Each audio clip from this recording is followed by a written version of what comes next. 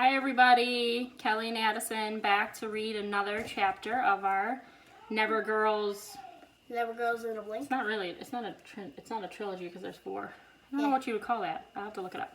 Okay, but first I made a couple of granny squares for Melissa from Melissa Crochets with Love and Daniel from the Popeye guys. The granny square swap and collection that they're doing. This is the first time I've ever made them. So this was the very first one that I made here. I still have to weave in the ends, but that's the first one I made. That was the third one. This was the second one. I'll try to find the tutorials I used to do them because I can't remember off the top of my head. I'll try to post the links below. And then this is the third one. It's very pretty.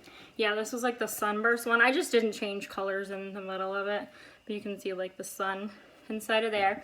And I made it with the Red Heart Mini that I won on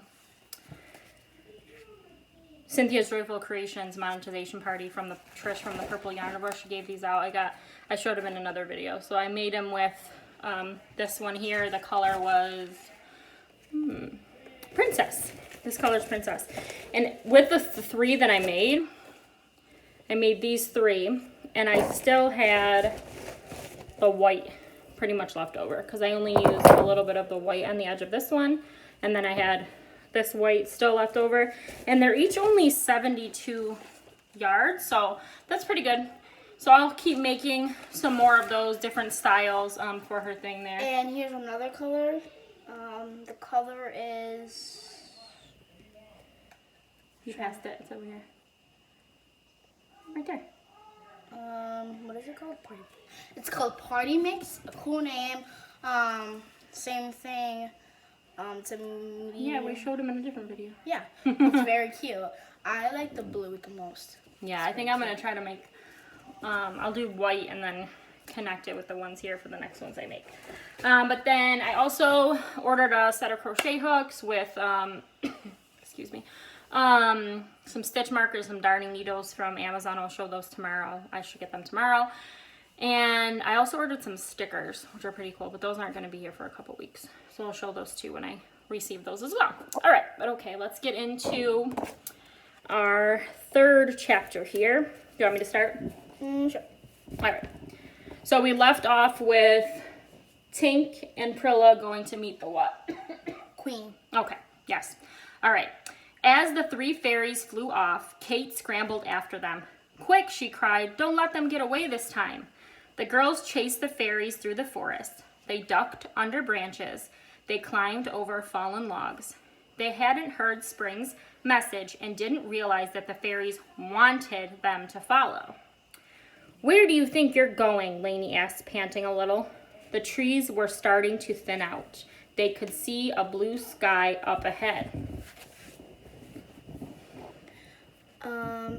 I don't know, Kate said, but I, as Kate stepped into the clearing, her words died into her lips. Died on her lips. That means they ended, because she says, but I, and it ended. Died on her lips. The other girls came up behind her. They, too, felt silent in wonder. To understand what the girls felt when they first saw Pixie Hollow, think of your most marvelous dream. Maybe it was filled with soft sunlight or beautiful music or a smell of orange blossoms. Maybe you discovered hidden treasure. Maybe you felt everything possible. Everything felt possible. For the girls, Pixie Hollow was all those things and more. They were standing at the edge of a meadow, thick with wildflowers, and everywhere they looked, they saw fairies. Wow. All right. A fairy rode past on the back of a jackrabbit. There's a little picture of the fairy hopping along on a jackrabbit. Another wove through the air, chasing a bright blue butterfly. Fairies darted in and out among the flowers. Their wings sparkled in the sunlight. Kate started to step forward, but then she drew her foot back with a gasp. A fairy was crossing the ground in front of her. He was riding a little cart pulled by a mouse. When he saw Kate, he almost fell off his seat in surprise. The girls made their way slowly through the meadow, being careful where they stepped. Fairies in flower petal dresses buzzed around them. Soon, the girls had drawn a crowd. The fairies kept repeating the same word. Why do they keep saying that? Mia wondered. Maybe they're just talking about you, Kate teased. I'm not clumsy, Mia said, often. Offended. Offended. Do you know what offended means? Means like you don't like the word that some person said and you get angry. Right. Okay, good job. She turned to the nearest fairy, saying, I've had 3 years of ballet. The fairy darted away in alarm. Oh! Kate stopped walking so suddenly that the other girls bumped into her. Look at that! Ahead stood a maple tree as big as a house. Looking closer, the girls saw that the tiny doors... Nope, I saw that. It was a house. I skipped it. It's okay. You saw that it was out. Tiny doors and windows lined its branches. Several of the windows flew open. Fairies stuck their heads out to stare at the girls. Come on, come on, the fairies they had been following beckoned to them. At the base of the great tree was a pebbled courtyard. A fairy stood in the center of it. She wore a long gown made of rose petals. A thin band of gold rested on her head. She must be the queen, Mia whispered. Kate had been leading the way, but now, for the first time, she hesitated. She had never met a queen before. She wasn't sure what to do.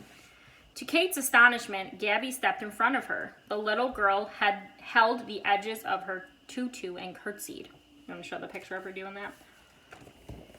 That's her curtsying to the little queen. Oh my gosh, she's so little. She's probably like a clumsy, has wings. Oh my gosh. Okay, silly. Let's go. The queen looked pleased. I'm the queen. Clarion, she said in a voice that seemed to belong to someone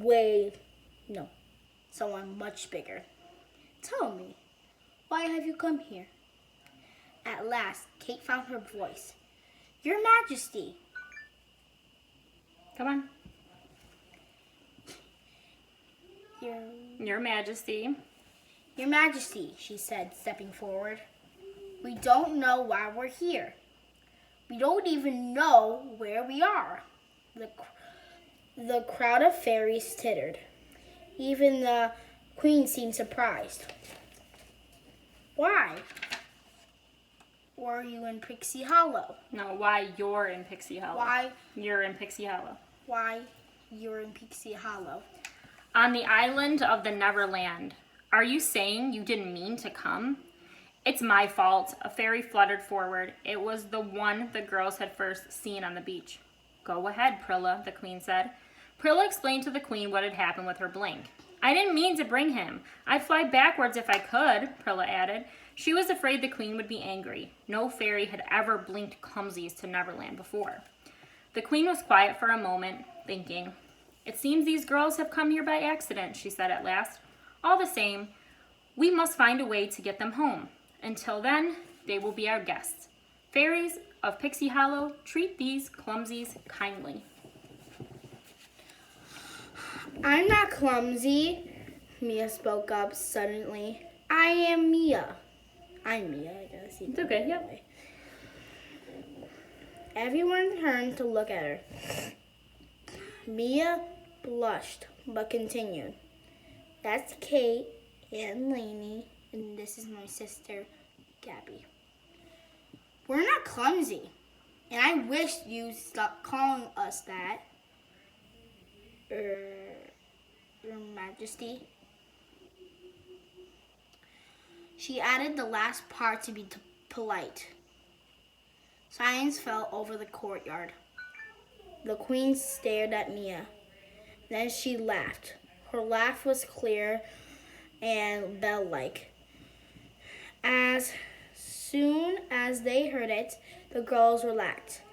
Clumsies are what people call... No, are what? What we call the people of mainland. Your world. Queen Clarion explained. But you're right. While you are a guest, you should be called by your names. Mia, Kate, Lainey, and Gabby, welcome to Pixie Hollow. The queen clapped her hands. A door in the side of the tree opened, and dozens of fairies came out. They were all carrying food. Whole strawberries, roasted walnut, wheels of cheese the size of a penny, loaves of bread no bigger than your thumb, and last but not least, 4 beautiful cakes. It took 2 fairies each to carry them, although to the girls they were the size of cupcakes. That's them bringing them the cakes out of there. More fairies unrolled banana leaves to be used as the girls' placemats. Then Kate, Lainey, Mia, and Gabby sat down to their first fairy feast. Tinkerbell had been watching from the edge of the courtyard. When the girls began to eat, she rose into the air. Everything was settled. She could get back to her workshop now. But as she turned to leave, the queen called to her. Tink flew over. Yes, Queen Clarion. We've never had so many clumsies in Pixie Hollow, Queen Clarion said. No, we haven't, said Tink. Taking care of 4 girls won't be easy, will it? Excuse me? The queen asked. I suppose not, Tink said. Absently. Excuse me. She was already... oh my Can gosh, we finish? my voice. I'll finish. It's okay. We've all been like a little bit under the weather with like nose and throat stuff, so that's okay. I suppose not, Tink said absently. She was already thinking about her saucepan, but the queen's next words got her attention. I want you to help Prilla, the queen told Tink. For the time being, it will be your job to look after the girls. You think she's happy about that? Or no, you'd be like, my show's gonna be ruined. Yeah, I don't think she's very happy. Also, do you want to tell everybody what you're gonna be doing for school for the literacy day?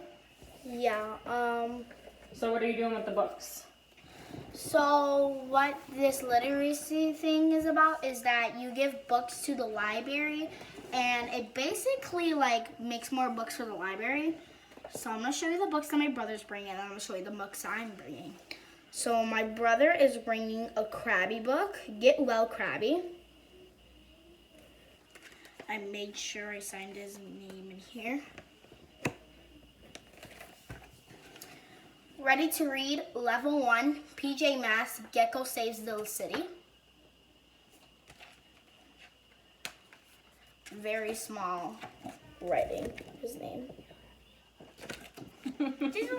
That's okay. What was that one called? And then an old lady book. This is like an old-time favorite of mine. There was an old astronaut who swallowed the moon. Oh, I need to tell the authors of these. No, that's okay. You don't have to say them all. Okay, those are the ones that Brandon's going to bring, right? And these are the ones you're going to bring in? Okay. So this one's called Storybird Dance and the Snowbird Ballet. It's a chapter book, right? I can see how many chapters are in here. That's okay. I can look while you're doing the next one. And then we have Monster High, Monster Rescue. There's 8 chapters in this book. Okay. Track down Twyla. Mama, look how many chapters are in Is there. this a chapter book too? Yes. Oh, yeah, it is. Okay. Keep going. What's your next one? The next There's one, 11 chapters Wow. in that one. This one is a step 2 reading with help. Step into reading. Uni. Uni the unicorn. Uni's first sleepover. And That one's not a chapter book. this one's not a chapter book. That's just but I think that's Uni. Oh, that's who it is. The main character is Uni. Yeah. Yeah, it seems like it. Yeah. And then you got... And then I got a photographic fantasy, Stranger in the Woods. Is this just a picture book?